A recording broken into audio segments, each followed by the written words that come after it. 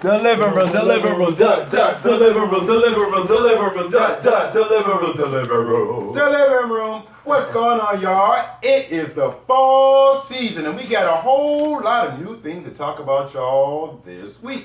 I am your main man, Mr. Starvin Artist, and this is your boy Jaye Allen, and notably missing is our boy Buddy. I don't think it's that notable, but hey, get it how you live. Yes, well, don't fret, because he still will be here for this new fall season, but he went to Atlanta to see Miss Jackson. Hey. Yes, the concert. So we'll get updates for how that concert was. So hopefully we will hear. He gets all the good assignments. Yeah, like who did his contract? I don't know, but I need his agent. So anyways, let's hop into TV, because TV started back last week, and a lot of great shows started. So, including Empire. Hey, welcome back, Empire. Oh my God, Empire was so good. Started off with a bang. Nice way to start the second season. Yes. And, it still has its drive, because when it went off, I still was like, oh, I gotta see Empire. And so what happened? So it starts off with a Free Lucius concert. Free Lucius. Yes, and we found out it's been 3 months since the season finale. So 3 months has passed. In that time period. And Cookie comes out in the Free Lucius concert in a gorilla outfit. And she makes a huge statement about blacks in jail. Even Jamal premiered a new song called Born to Lose, which was part of the, to go along with the Black Lives Matter movement. The whole theme of it was like, I feel like I've been born into this world to lose because of who I am as a black person. And so it was a really profound song. So he debuted a new song that I really like. So you should check that song out. I'll actually put a link to it right here in case you want to click on it and listen to it. So yes, that was a Lucius Lyon concert, and then we at the concert though, we had a lot of special guests. We had more than a lot of special guests. We had Diana Ross. We had the Temptations. Stop, shut up. We also had Al Sharpton, which I thought was a pretty good move on the part of Empire and Fox and all that, because if there's a cause, who's going to be there? Reverend Al. So that was pretty good. Don Lemon, of course, is going to be there talking about what he can do to help the people. Right, because Portia was like, we saw what you did down there in Patterson. And Cookie was like, girl, that was Ferguson, not Patterson. And Andre Leon Talley was there as well, too. So we already know that it's going to be a boatload of guest stars, and they just started off right away with this. Yes. No, and we actually at the concert, we got the first appearance of the new character played by Marissa Tomei. And her name is Mimi. She's this big, huge investor that Cookie is basically looking to have invested in Empire. Yeah, Empire. So she's trying to woo her, and then she finds out that was that like a little Jamaican show? Yeah. Okay. Yes, and because Cookie and Andre and yes, the greatest. I can't even think of his name right now. They are still locking up Empire because Jamal still has a stronghold on it, and Jamal's really getting bouted and like he's got steel type balls or whatever, and I don't know why he's doing that to his family, because they didn't do nothing to him. They didn't. Yes, and Cookie still wants her company. She still wants to have her company. Yes, back. And so so they found out Marissa Tomei actually is down with the ladies. So they throw out this like huge party for her to kind of with these women strippers and different things like that, and just trying to win her over.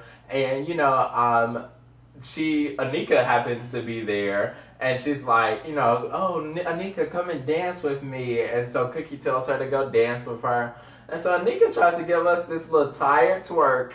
I was like, girl, sit down. It was awful. She gave y'all a light-skinned twerk. Really? Not a light-skinned twerk. It was so bad. I was like, girl, please sit down. She hiked up that skirt. I thought she was about to give it to you. And she said, everybody was like, aww. But she tried. Did she though? Maybe that's the first time she ever did it. Oh my God. So, Cookie busts up at Portrait buyers, if that's all she's giving up. I know, right? Cookie and Nika and them bust up into the board of directors meeting because they think they've hooked Marissa Tomei's character as their funder. So they're about to take over Empire. But, she flips because she finds out she's more allegiance to Lucius, because she's like, Lucius is Empire, so I'm going to be behind Lucius and Jamal. So she kind of flips on them. So that kind of messed up. Well, in Mimi's defense, she wasn't on one side or the other. She's on Mimi's side. So it's not even about Lucius or Cookie. And if you were going to have Empire, the face is Lucius Lyon. Cookie just been there for the past year. Yeah, but... She don't got no cachet. And Cookie was like, girl, didn't I tell you to sleep with her? Anika was like, I did. I did. She was like, you can't even dyke right. I was like, slanderous. I was like, oh, that's so bad. Poor Anika. She can't twerk. She can't dyke. She can't.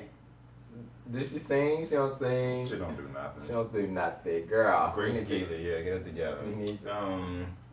But yeah. That was that. Yeah. But the whole time, good old Lucius is still in jail, making moves and pulling the strings of everybody's life that's outside. And in jail, who appears none other than the character from last year that we never saw, but Frank Gathers, who Cookie testified against in the trial last season. And he appears, and he's played by none other than by funny man Chris Rock. In a very unscary appearance. I'm just saying. You could have put me on there. I'd have been scarier. I'm not scared of you. But y'all more scared of me. Y'all scared of Chris Rock. That's all I am saying. And so, apparently also Lucius and Cookie used to work for him back in the day. They used to, sell drugs in the corner. And so they kind of have this relationship. 3 kids. Right. And so when he finds out that Cookie snitched on him by actually Cookie's cousin, who also is in jail, that he actually kills some kind of way, is able to kill him, chop off his head, and mail it to Cookie. So we send the heads and mails now. Yeah. Yeah, like. Well, no, it was left outside. It wasn't delivered to the mail. Yeah, he should but we still sending it some kind of way. I'm in jail. Courier. I don't. Wrapped. The U.S. Postal Service isn't quite that inefficient. They ain't like shipping decomposed heads in the middle. So ain't doing like, that. Oh my gosh. No, that was Tasha Smith, because she was crying, and she told Tasha Smith to stop crying like Tammy Faye Baker. Right. That line made me laugh out loud. I had to look up who Tammy Faye Baker was, because I did not know who this was. I still don't really know who she is, but I saw some pictures of her crying. What was she crying for? So, Tammy Faye was the wife of famed TV evangelist Jim Baker. And Jim Baker went down in shame for something about his church. But Tammy Faye, in one of her more infamous television appearances, she used to wear like a lot of mascara and fake eyelashes. She was big. It was the 80s. And she just cried. And when she was crying, the mascara just ran down her face. And that was that, and that's who Tasha Smith reminded Cookie of. Tasha, sends the family into lockdown mode, and so Lucius kind of confronts Chris Rock about this and be like, yo, what's up? And, And Chris Rock's daughter was in there, like, spitting, like, I'm getting it every day, and I'm saying that I need your money. It was hot. Yes. Yeah. Yes. Yes. And so, basically it was like, yo, if you have a problem with Cookie, you got a problem with me. And so... I don't got no problem with you, Lucius. This is between me and Cookie. And that's the way Chris said it, too. I don't got no problem with you, Lucius. This is between me and Cookie. And, yeah. So, he was like, well, whatever, kill him. Because he had these other guys around him, and Lucius just chilling. Because Lucius flipped the script on him. And he was like, no, because you know what? I told you, you run the streets, I run the world. So basically, he had got the guys to be on his team, and now he had them kill Chris. And so we talked about Jamal trying to, smell himself, as the old folks would say. And What? I want to sing like Jamal. I really I hate how he sings. Listen, I love him. I love him. But every time he sings, Black Sheep. he sounds like a lamb. Like, he sounds just like a little lamb. He sounds like Trey Songz. No, he sounds like a lamb. Oh, I hate his voice, but I love him. And I love what he's doing. But, you know, he's having trouble balancing running Empire and also being an artist. So we see him trying to juggle those two a little bit. Well, he doesn't have any experience being either. So I don't know why anybody thought it was a good idea to put this kid in charge of a multi-million-dollar company. Well, I mean, because he was at the end of last season, he was Lucius' only person. Fine. So he just... But you go to the person who ain't never run nothing before, ever. That was living in a shack last season with his boyfriend that just came back. Welcome back, Michael. And now he's running Empire. Yeah, but the thing is that he's just really the villain because, as you notice, he keeps going back to Lucius. Lucius is still running Empire, so he's taking all the information, going to Lucius, asking Lucius what he thinks. Lucius is telling him what to do. Daddy, oh my God. What should I do? Stop. And, you know, like you said, his boyfriend is back, who also mentioned that, you know, trying to get Empire involved with the GLAD event. And so he takes Jamal to this meeting, who none other than Miss Lawrence is there, who I was so excited to see. And she's singing a Sylvester Mighty Real song. And so I thought it was so awesome. So, you know, it went off and I was like, dang, I don't want this to go off. It could have been a 2-hour premiere and I would have still been wanting some more. So I'm so excited. You know what? Pace yourself. You only get 18 episodes this season. Oh, well, it's going to be great. We're going to love it. Yes. So that's that. And also that premiere was How to Get Away with Murder.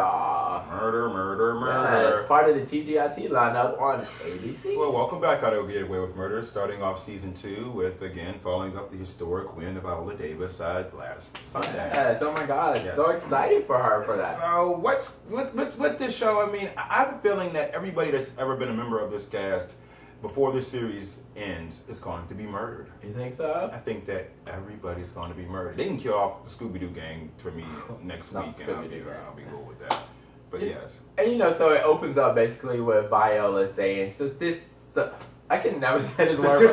Statistically speaking, you will, if you're going to be killed, it's going to be more than likely by someone you know, which turns out later on in the show becomes a very important plot point. But, I mean, I guess that's really interesting because most of the time that people are killed, I guess it is about people that they know. It's very rare that you hear about people just randomly being killed. Well, no, it's not rare that you hear about it. You hear somebody's getting killed by somebody they don't know right now. But statistically, it's more likely to happen. No, but it's very... How often do you hear about somebody getting killed and you'd be like, oh, it was just random? So if you were to be carjacked and the person shot and killed you? Yeah, but that didn't happen, like, when you think about all the murders that happen. Well, that's why they said statistically, but I mean, to say that it's rare is like, it's not necessally rare. Well, it's not as likely. How about that? Put it this way, I ain't never been murdered, so I don't know. I don't know about that. I'm just saying. Okay. Well, anyway, so they're trying to figure out what happened to who killed Rebecca, because at the end of last season, we found out Rebecca was an awful character and an awful person. No, but she still is dead, and so they got to figure out what happened to her. Well, nobody knows that she's dead except for the 2 people. Well, no. 3 people know. Well, 2 people know, 1 person suspects. Yes. And so, you know, so they're trying to figure out what happened, who killed her. The one Huck-ish character, what's his name? I forget his name. Thinks that is Wes, the little black boy. And he the one that killed the other people. I mean, that's my thing with this show. I mean, like, these people, they are not nice folks. All of them should be in somebody's jail somewhere. All of them. Who? All of them. No. Because he killed the other girl from Rebecca's roommate girl. So, I mean, why are these people just running around free? I thought you were talking about Wes. No, not Wes, no. But everybody just gets murdered on this show. That's what I'm saying. Well, I mean, and so Annalise, basically, she doesn't think that he did it. different things like that. Wes does it, and we find out how they get rid of her body. They put it like in this jumbo-sized suitcase. Like, what? But you know what Rebecca was? She was mad flexible. No, when you put people in a suitcase, you have to break their bones so their limbs, and you can fold them up and put them in there. I only know this because I've seen this on the TV show. So. Well, I didn't see any bones being broken. Well, I mean, it's kind of hard to break somebody's bones after they've died. No, it's not. That's how they did it in the show. That's how, and they were able to fold it up. Your body is no longer malleable when after your heart stopped beating. So your bones are still together.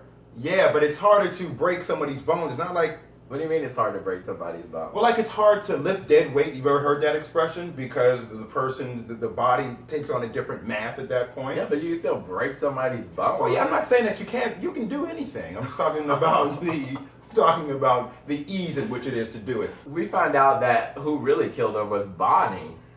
And Paris from the Gilmore Girls for Gilmore Girls. She's on Gilmore Girls? I never did watch that show. It's a great, great show. Get it, WB. So Remember WB with the frog and hello, my baby. It's good stuff. Oh, WB. Yeah, WB. And it actually transferred to CW. It did. Yeah.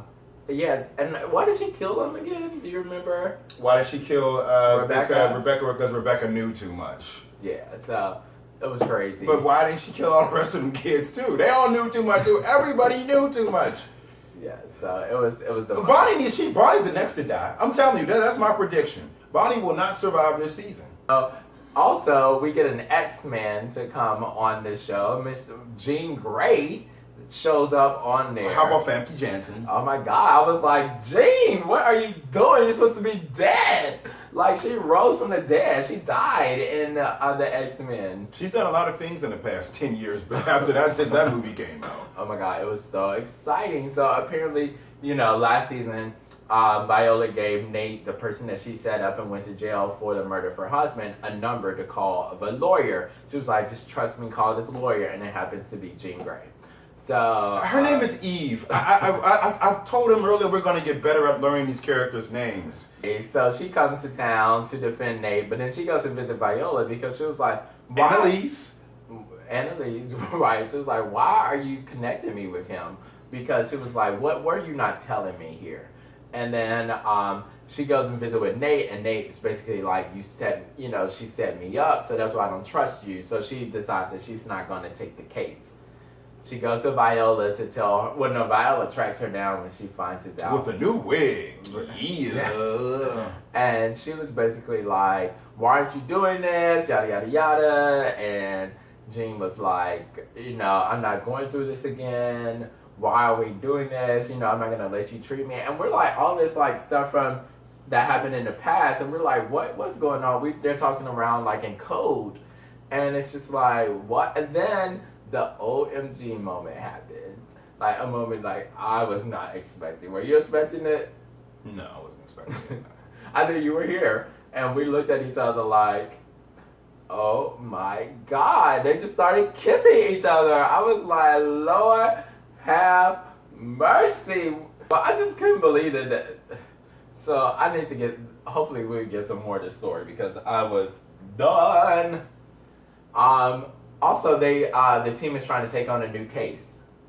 That, surprise, surprise, has to deal with what? Murder. This time marrying your mom and your dad, and you're adopted by their adopted children. Yeah, so they had these two adopted kids, a black guy and an Asian girl, that allegedly killed their parents that were worth all these millions of dollars. Apparently, they killed them so that they could get the money. And so Annalise strangely wants to represent them. And they decide to go with another lawyer. So Annalise and her team kind of fools them to basically to make them trip up so that their clients, the brother and sister, will not trust them and want to hire Annalise. Is Annalise like a high-profile lawyer? Yeah. Is she? She is. Because she operates outside of her house. No, that's her law firm. She just lives upstairs. She just lives at her law firm. I mean, but no. I mean, shouldn't it be the law firm of, I don't even know what the hell Annalise But that's what it says. What's her last name? Oh, yeah, Annalise Keating, yeah. But it shouldn't be like Keating, and Bradshaw or something like that. Law associates. She's not a corporate lawyer. She's just a... yeah, to be a corporate lawyer, yeah, no. Like the Cochran firm. Yeah. You know what I'm saying? That's a corporate organization. The Cochran firm? Right, but they handle all types of cases. Yes, but it's just a party of one with Annalise. No, that's what I mean. That's what I mean. So, they trip them up and they end up winning over and getting the new clients. And so they decide to go out celebrating. And I was just like... The celebration was the best part of the episode. Forget about the kiss between Famke Janssen and Viola Davis. The best part was seeing Annalise on that dance floor with that wig and that dress on. And she was dancing with the black Scooby-Doo. And, no wig. I was like, why she got this little slick wig? It was really... And then she was like... she was feeling it. She was feeling it, but you know what's always funny about something you see dancing on TV is that it's never to the song it's actually playing. Right. Because that sure wasn't the beat that she was dancing to. And I bet you Viola got a lot of rhythm, but it just didn't show in that episode. Oh my God. I mean, as she was feeling it, I was like, girl, who gave you this wig? Who gives her any of these wigs? Some of them look good. The only one that looks good is the one that's in the promo for yes, the season. Because she came on, I was like, yes. The one in the promo looks good, but the ones actually on the show, they be trying her. She needs to go to hair and makeup and be like, why y'all doing this to me? Oh my God, yes. Okay. She be like, hey, take that one right on back. I ain't putting that on. Oh my God. And so, also the one gay student that's like involved with his boyfriend. I promise you guys, we're going to learn names. Whatever. I promise you. No, me too, because I don't know his name either. Yeah, but most people don't know. They just know the gay guy. They do. I mean, if you say the gay guy, people be like, oh, I know who you're talking about. But if you would have said Tommy, people be like, who? You be like, Tommy the gay guy. You be like, oh, okay, I'm with you. So, anyways, so he... I got it. Shut up. So he's trying to...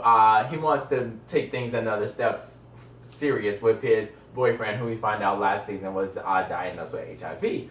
And so his boyfriend is a little bit on the fence and different things about that. So he wants to move in with his boyfriend, and then, his boyfriend is a little hesitant because now that he has this new diagnosis, he doesn't really, he's just extra cautious, doesn't want to move. And so the guy mentions PrEP. He was like, what are you talking about? I've been taking PrEP, yada, yada, yada, which was a big thing for TV because this is the first time PrEP has been ever talked about on primetime TV before in the context. And if you don't know what PrEP is, do yourself a favor and go and Google it right now. PrEP. It stands for pre-exposure. The devil! It stands for pre-exposure prophylaxis. Now, I'm probably not saying that last word. Prophylactics is correct. Yes. Yeah. And so basically what it is for a person that is not diagnosed with HIV, a HIV negative person to take before they contract or come in contact with the HIV virus. And so it's... very informative here in the living room. Yes! And it's like 92% effective. And then a 2.5 year study by the CDC with 600 patients has proved that out of the 600 patients that were taking this, 0 of them contracted HIV when they were taking this medicine. So, I mean, it was a very, very, very great, part in the fight against HIV and AIDS. So please do yourself a favor, just Google this, and so that you will know about this, because if you don't know about it, haven't heard about it, you need to know about this, the right? information, guys. Yes, the info. because knowing is power. We need a shooting star. But anyway, so as we talked about at the beginning of this, that Annalise said that you're more than likely to be killed by someone that you know. Wow, that you know. Shut up. So cut to the end. Annalise is laid on the floor, looks like she is dead to the bed. Because Black Shaggy was running away from the house. Lordy be. So, Married to Medicine. It had its finale last week, and so we have moved into the... Or it had its finale tonight. That was last week, so now we've moved into... Yes. You're right. Sometimes you're right. Sometimes you're right. Most of the time I'm right. So what's in this cup? don't try it. Vodka. So most of the time, not most of the time. Shit, you done lost my train of thought. How can I lose your train of thought? So we're in part 1 of 2 of the reunion that started on Sunday night. And so what we found out basically was that, Andy is getting down to the bottom of different things. And so he starts off with Toya versus Simone and try to figure out their breakdown and their... You know what's funny about the Toya versus Simone that I forgot all about it? So, the whole season played out, and that wasn't something that was on my mind, and they had to remind me that there even was a beef there. Because their stories are so... They don't interact a lot. Their stories are very independent of one another, and he had to remind me that they even had a beef that started last year. Right, at the reunion. At the reunion last And then year. it carried over. And, basically it was really kind of like over this season, they kind of were able to jump that hurdle and become friends again. So he rehashed it, but they were like, we're cool, we're good. It was just like we both were feeling a certain kind of way because we... Why do people on these shows, this show, the Housewives series, any of these reality TV shows refer to their co-workers as their friends? I mean, because these people aren't friends. I mean, technically, but they're not friends. They're their friends on the show. Your contract says you have to say you're friends. But I think for Toya and Simone, they actually started to become friends. So for them, which was a part of the reason why Simone got so upset, because she already was having trust issues. So then they get into the whole Quad versus Lisa Nicole situation. And it went on forever. It did. And basically, we found out that Lisa really pulled a background check in preparation for the reunion last year, so she can have some stuff to throw out. And she not only did it on Quad, but she did it on Heavenly as well as Mariah as well, too. I did not know you could just go and get a background check on just people. Like, how do you do that? Like, don't you got to know people's socials and different things like that? Like, how? I can run a background check on you. You And can run a just- background check on me. How? You know my name. You know my address. You know my telephone number. I mean, those are generic searches that'll pop up a search history that's related to my life.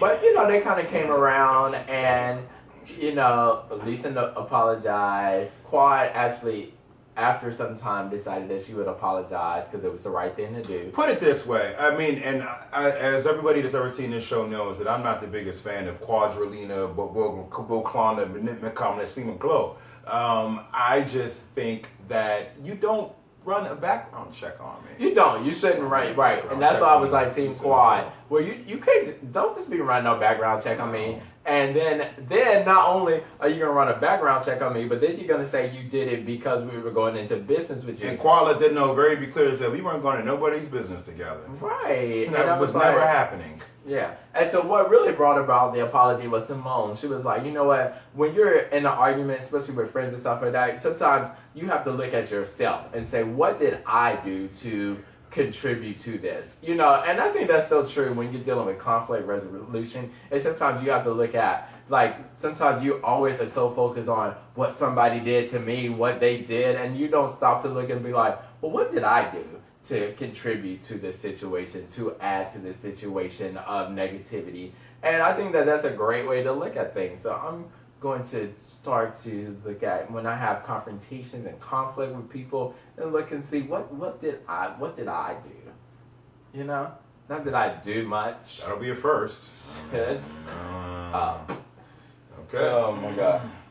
What else happened here? So Jill wasn't able to come to the reunion because she wasn't able. She just didn't come.